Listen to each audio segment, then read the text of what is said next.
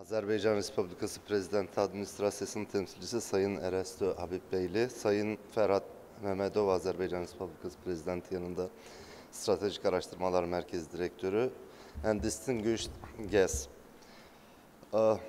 Today, I would like to touch upon a number of topics which have been topics for very hot debate since the disintegration of the Soviet Union in 1991. First and foremost, I think there is an important etymological difference in the very definition of security in the Eastern and in the Western worlds.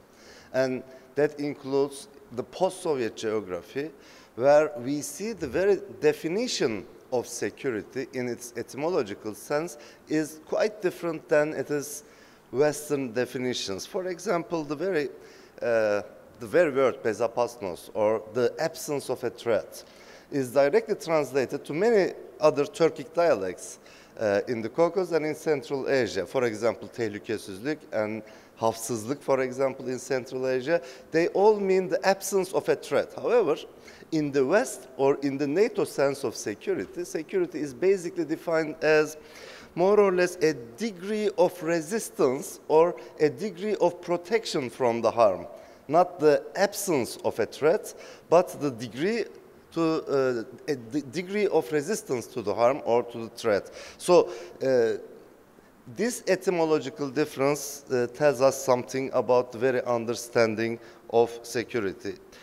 What was the situation in early 1990s? If you remember, if you are old like me, we were all reading articles in the Western press or in the leading Western journals like Foreign Affairs, National Interest, Security journals, an expectation in the Western world for this region, for Central Asia and the Caucasus, a new center for chaos, civil wars, bloodshed, terror, etc., right?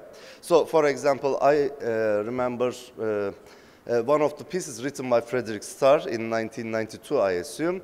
He was expecting huge civil wars in Central Asia, for example. Or Graham Fuller was speculating about civil wars, bloodshed, terror, or even huge interstate wars in this region. However, they all came false, right? All these expectations. So, however, there were and there are still what we call as the frozen conflicts, which are not frozen anymore.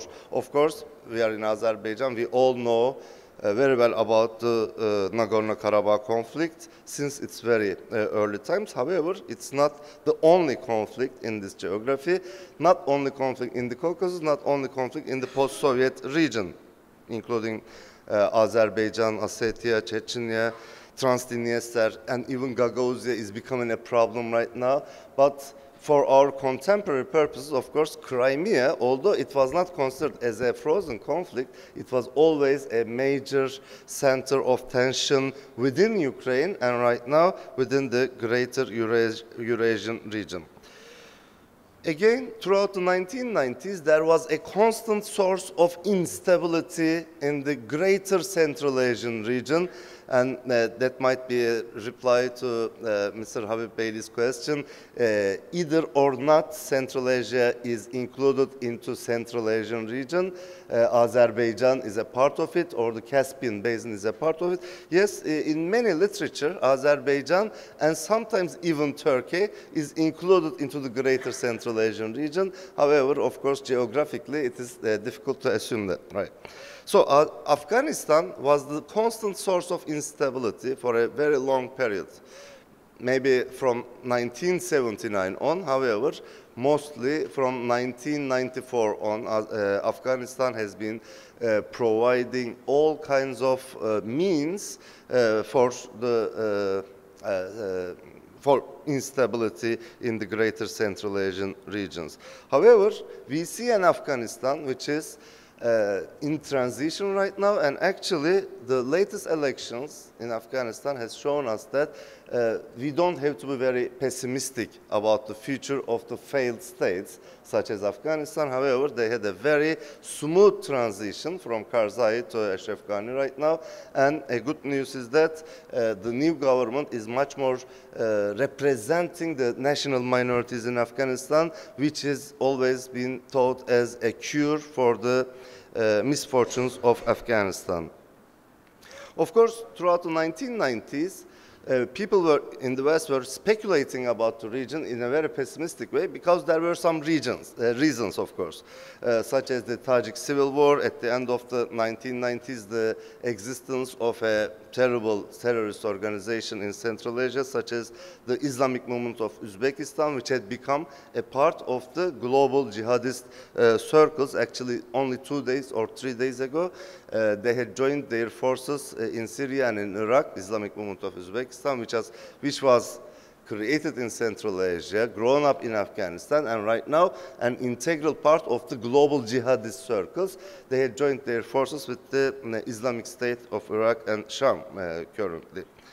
Of course, throughout the 1990s, again, when we look through the literature, there were lots of speculations about the ambitions of the great powers over Central Asia and the Caucasus, such as the lots of speculation was going on about the ambitions of People's Republic of China, economic ambitions, and Russian Federation as the old big brother, and of course ambitions of United States and NATO on the region. However, time has shown us that the common understanding of security was built quite successfully with the multiple efforts of the regional countries throughout the 1990s, such as the concerns of the People's Republic of China about Eastern Turkestan or the Xinjiang separatism were well received by the Central Asian governments and treated quite well. However, the latest situation in Crimea has created quite a big question mark in the minds of the analysts all over the world, especially the very speedy annexation of the Crimean Peninsula by the Russian Federation. Had forced us to think that since 1991, Russian Federation has established very successful mutual relations on the equal basis with the former Soviet Union countries. However, this annexation had shown us that that might not be the case in the future when I don't want to call it nationalistic, however, when some historical ambitions surfaced again. There were also middle powers or small or middle powers in the region, which were very much speculated about having ambitions in the region, like Turkey, Islamic Republic of Iran, Pakistan, India, etc. However, we have seen that there was no much competition among them. So what are the contemporary trends in the Central Asia and Caucasus region, actually which Azerbaijan plays a very important central role? We can divide the contemporary threats into two different categories. The symmetrical threats, which are traditionally defined in the security literature as the threats which are stemming from the state actors and from their armed forces, the symmetrical threats, and asymmetrical threats, which are much more common in our contemporary age. Of course, the first asymmetrical threats were defined as the terroristic movements or terrorist threats or non-asymmetric threats. However, in our contemporary age, we do include almost everything into the asymmetric threats. What are the symmetrical threats? So, if we start with the first category, basically we can define the regional symmetrical threats as the imbalance among the militaries and the arms arsenals of the regional countries. So, of course, there are some countries which have overly populated and armed military forces, and some countries which basically have almost no military forces, only internal security forces. So that is creating a regional imbalance, of course, which is in the long term actually considered as a potential threat, not a direct threat, however, a potential threat. And some countries are specifically or in purpose, on purpose, are armed very heavily with very sophisticated weaponry, and one of them is, compared to its per capita income, etc., is Armenia. Per capita missiles Armenia is holding is actually incomparable with its economic situation or the needs of the country. However, in the long run, actually, it is becoming a source of instability in the region. Another symmetrical threat, of course, is poverty versus prosperity, right? So actually here where asymmetric threats start, but still the poverty versus prosperity and social injustice among the family of nations and within the country are also considered as the sources of the symmetrical threats, especially in the countries which are in transition. From a system to another system. Actually, Turkey had suffered from it throughout the 1980s and early 90s, and actually major security within the country, security threats had stemmed from that. The second category, which I would like to touch upon today, is the category of the asymmetrical threats, and we can divide it into three major parts. First and foremost, of course, and very popular one is radicalism, right? And radical Islamism and radicalism, and actually Middle East is, formerly it was Afghanistan, right now the Iraq and Syria regions are source for the global jihadism from everywhere, from almost everywhere. However, although all the global jihadists arriving to Syria and Iraq from everywhere in the world, from the United States, from Britain, from Germany, from France. However, for our own purpose, actually, lots of Central Asian, Western Chinese, so Uyghurs, Kazakhs, Uzbeks, Tajiks, Turkmens, and Azerbaijanis. You can find all their videos in YouTube or any other video website, and Turks are joining this global jihad in Syria and in Iraq, and of course some of them will come back home.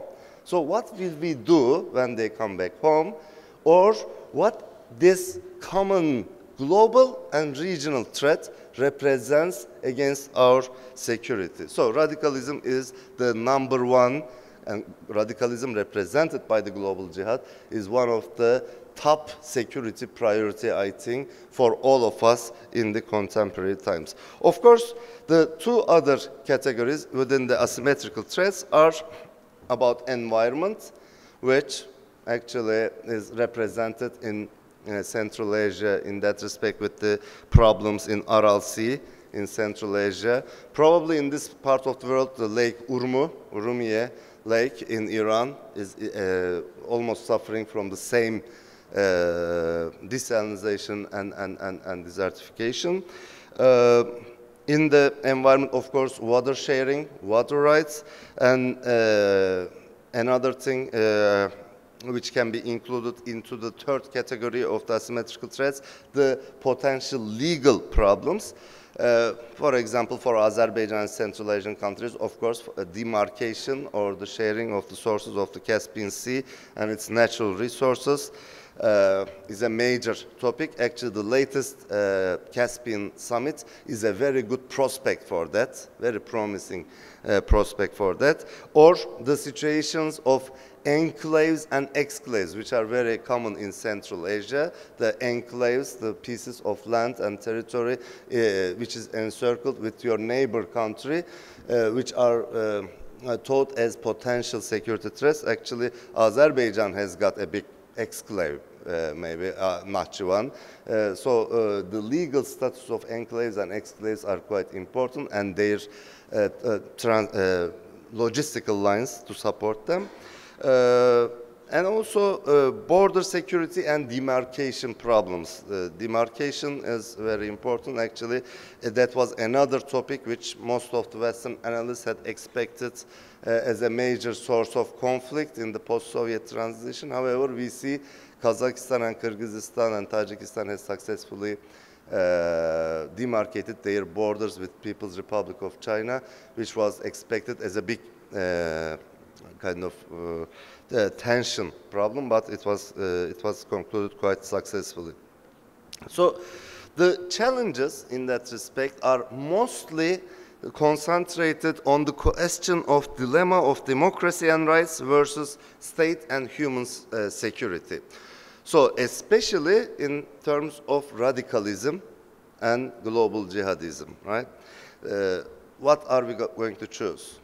The rights, democracy, or human and the state security in that respect? Of course, the world of sanctions and anti-sanctions against the terrorist and asymmetrical threats had never worked throughout history, and I think it will be not working in the future as well. We have a number of prospects as well.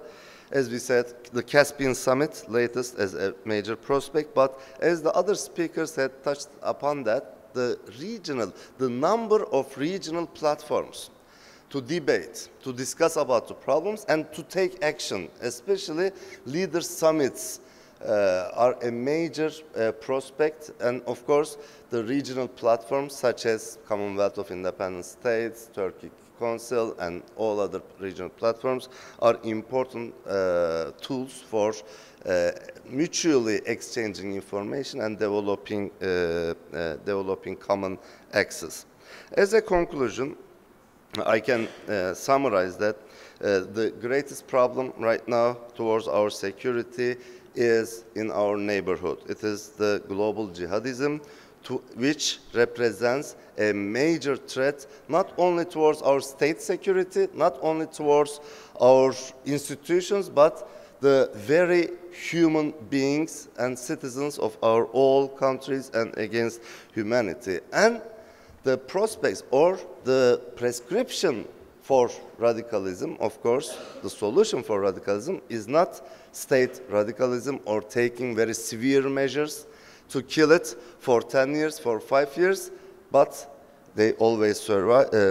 So the solution is, of course, is much to be debated, and it has got much more social and anthropological sides than we can ever imagine. Thank you very much.